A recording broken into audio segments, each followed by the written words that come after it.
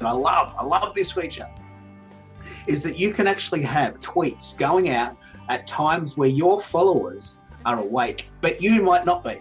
But I've been exploring, and I really want to pull this apart. I've been exploring your pipeline feature. So imagine an hourglass.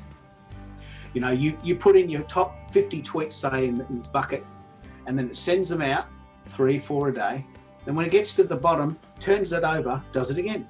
Yeah. Now, the thing I love about that feature is that it tells you of those tweets, which ones are more popular, and which ones do you need to send out again or do more of, because you mentioned engagement. There's no point tweeting about dancing if everyone's talking about tennis. Exactly. No? So you've done a really great job at explaining it.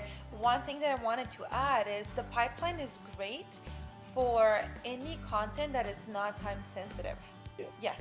So any content that you can just basically plug in and let Tweepsmap do the work for you. What is really cool about it is that it takes a look at your followers. Of course, there are so many statistics that talk about the optimal times to tweet, the optimal times for engagement, the optimal times for direct messaging, but that's irrelevant because everybody has a different set of followers.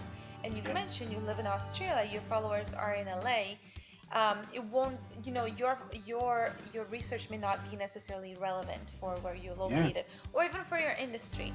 So what the pipeline does, basically the Tweepsmap super smart algorithm that's developed in-house has the ability to take a look at your followers when they're most active, when they're most engaged, and basically drip, like you said, drip the content at those optimal times.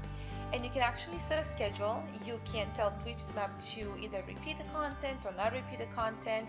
You only have to set up the schedule once and the work is done. And if you want it even more simplified, once you're done your schedule, there's actually a browser extension that you can install on your Firefox Chrome, isn't it? Yeah, and with one click, you can literally, with one click, push your content into the pipeline. How cool is that?